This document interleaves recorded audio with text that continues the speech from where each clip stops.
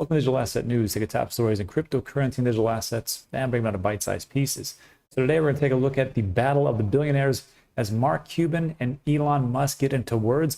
And Marc pretty much just lays it out and says, look, we need to be using Bitcoin and cryptocurrency because it's actually a lot better for the environment than what you were talking about. So we'll take a look at that on top of just how bad this retreat or this little dip was as far as in the grand scheme of things. And then we're going to take a look at just how early we are as far as like people getting into cryptocurrency. And then finally, we're going to finish up with just a little bit of talk about maximalism, because I think it's important that we get this out of the way now. And finally, we'll take a look at Vitalik Buterin burning 6.7 billion worth of Shiba Inu token and what that did to the price. So we'll go over all those things. There's a lot, but first let's take a look at what's going on in the market. So last night, just so you know, this is a different space. We were in Puerto Rico in the condo, and we're just here to meet with the lawyers and talk about the whole move over here. And I will be doing a video about how that all works. And I'll be getting together the lawyers, the real estate agents, the CPAs, business people, and then actually people who are with boots on the ground as far as a lifestyle here. So I will put that all together as soon as I get all the information and I can bring it to you in one nice, tidy, clean package. So I will get that done. But right now, today, this is what we got. So last night, quite a bit of a dip. We got here in Puerto Rico. I did a quick video and we were talking pretty much about Elon Musk and his tweet storm. It really wasn't a tweet storm, just one sentence, and it dropped the entire market, like just an amazing amount. I've never seen one word drop the market, but hey, it's crypto, and here we are. So right now we're at 2.11 trillion market cap, a little bit of a rebound from the 2.04 or whatever else it was. So I'm happy with that. And here's what we got with the prices. Still down, still green, or still a red day. What are you going to do?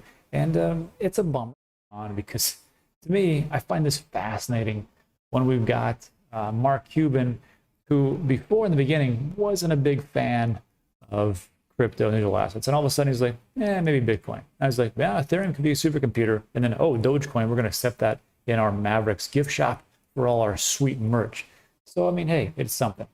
But Marc Cuban comes out and says, look, you need to accept Bitcoin because it actually helps the environment. And it's not just Marc spouting off going, I think this is what it is. He references two good studies, and it makes sense. And to me, this is good for the entire community, because it's not just about, getting things out there. It's about having a discussion. And it's tough to do that on Twitter. Trust me, I know.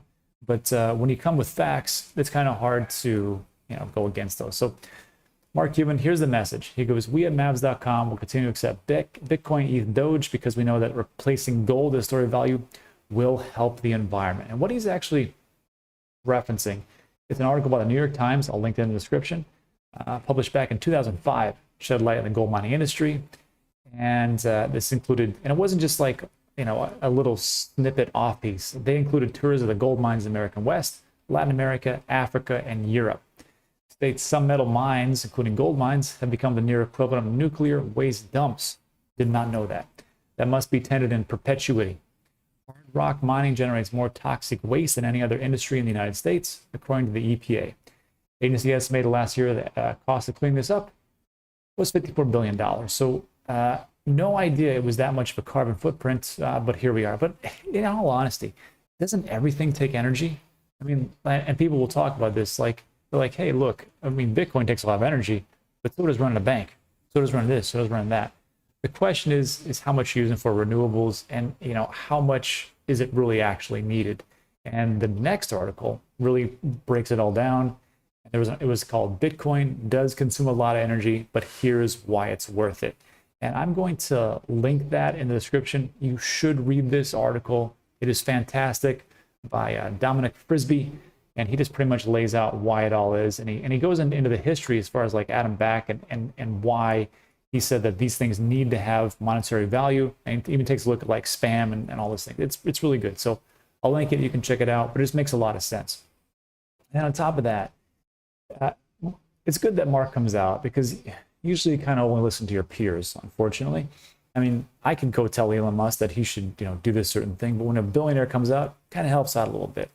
And then, just so you know, if you're new to crypto, welcome. just know that these dips are common, but this is a little more uncommon. And this decline that we just had, the reason why I say it's uncommon is because usually there's a lot of factors. And I talked about this in a tweet. I said, and I actually talked about this in the video yesterday. There's really 4 reasons why we saw a big dip. One of those was Elon Musk. The second one is that U.S. We owe our taxes today, so you're going to see a lot of people selling things to get into to pay their taxes. And when people say, but people already done that before, no. I have an affiliate with CryptoTrader.tax, and I can tell you that the biggest day that I had for all signups over the last 3 months was yesterday. So that's just me talking, and extrapolate that out to, you know, hundreds of other people that are probably affiliates with CryptoTrader, and you get my point. But the big thing here is that this decline that we just had from just April 14th to really today, it's a 35% drop from the Bitcoin high of 64.8 to Bitcoin low of 42. Are those numbers uncommon? No. And we can see them all the way throughout. I mean, look at December 2017 for a year, December 2018, it was down 84%. That's crazy. But it is what it is. And it's volatile. But if you believe in what's going to happen in the projects, it's not a big deal. You just go, well, it goes down.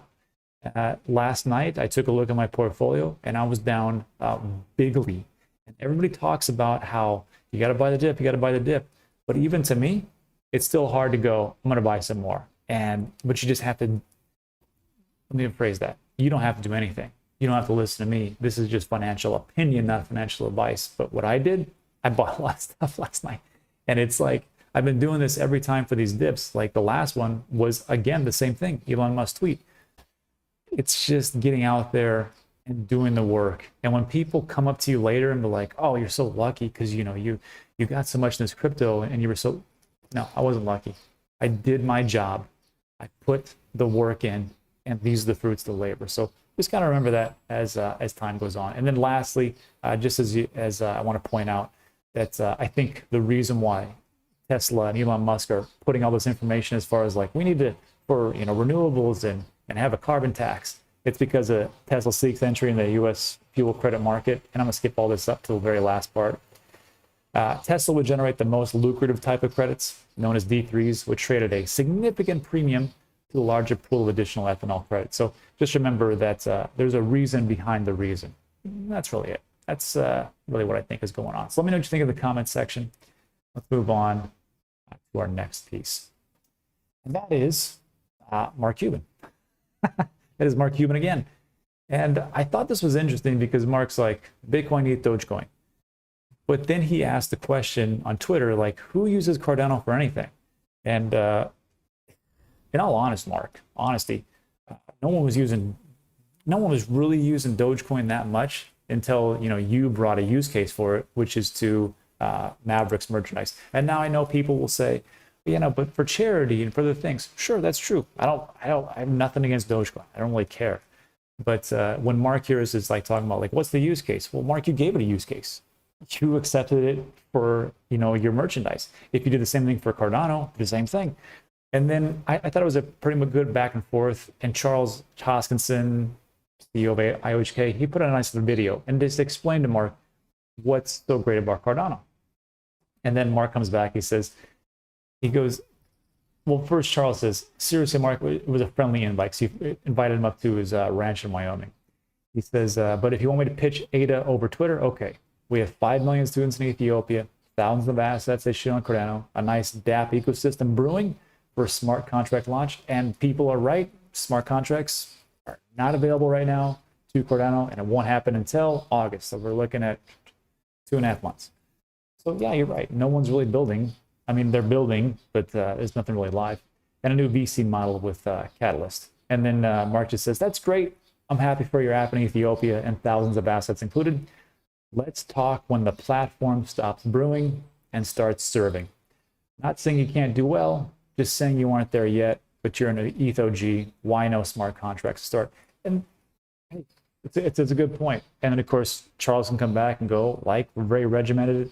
We're trying to for sustainability and adaptability, and actually so we can scale things and to make it actually function, because we just saw what happened with Ethereum and their crazy gas fees.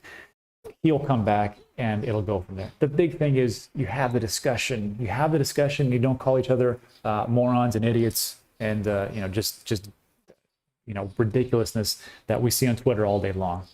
And I think it's good, and hopefully it'll all work out. And again, I think Cardano and Ethereum can do really great. I think Avalanche can do really great things, and Tezos and all the different smart contracts. There's room for more than one. That's all I'll say. And that leads me to my next point.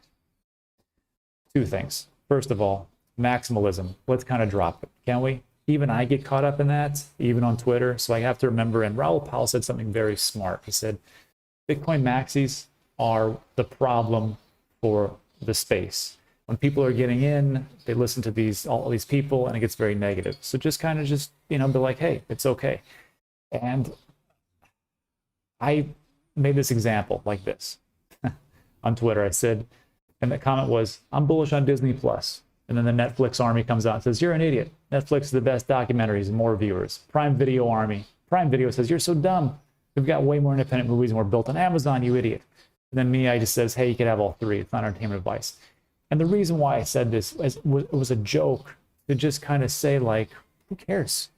You can have all three. Like, I own Cardano, Ethereum, and Avalanche, and a bunch of other different platforms. So who cares? So just kind of go, hey, if yours makes it, great.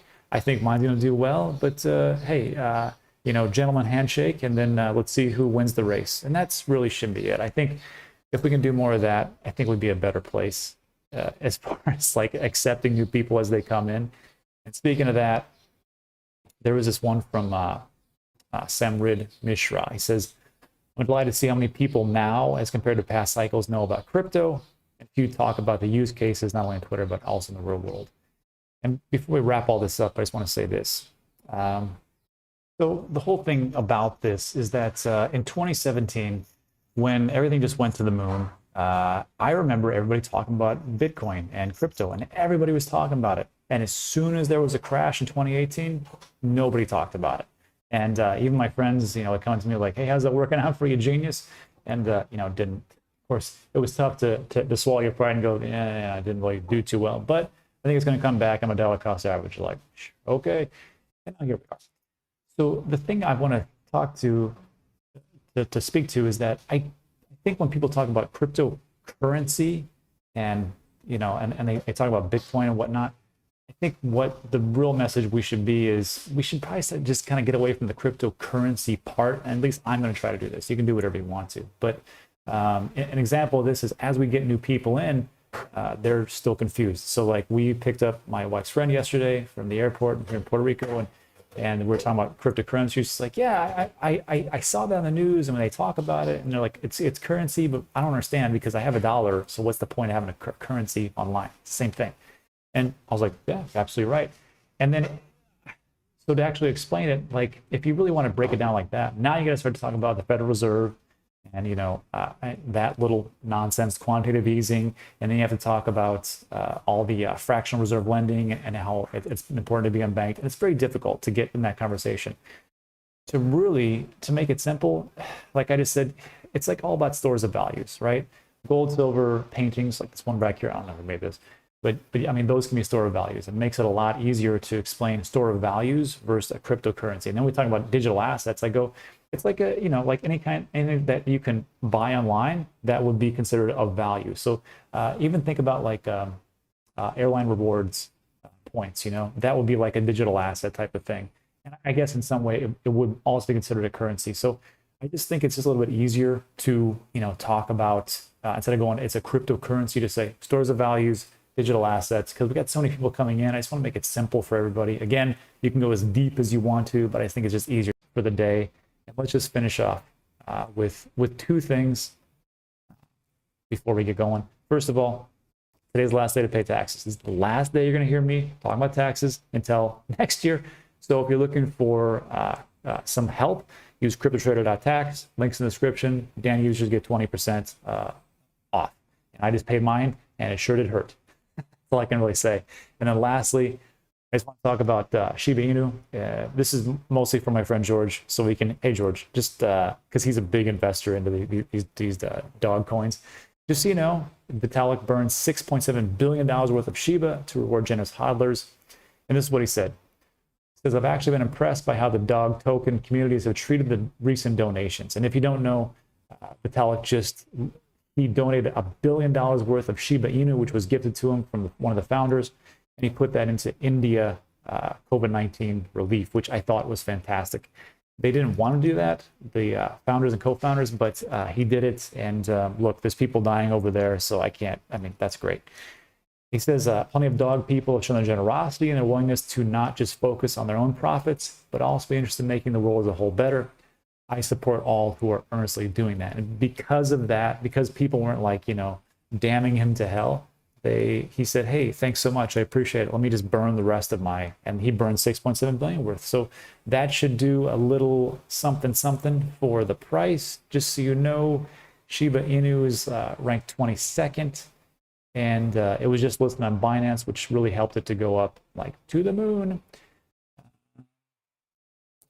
The last 24 hours, you saw it go from, I don't even know this number, 0.00001259, and it went up a lot. So I can tell you. So the last 24 hour went up 5%, 7 days, 900%, 30 days, wow, 2,000+%. So just so you know, if you're looking into those coins, that probably is a catalyst, especially as things bounce back, but just financial opinion. Okay, so that's it for today. Look, I know the audio is not fantastic. We're in the condo for the next 4 or 5 days. It's probably going to be like this.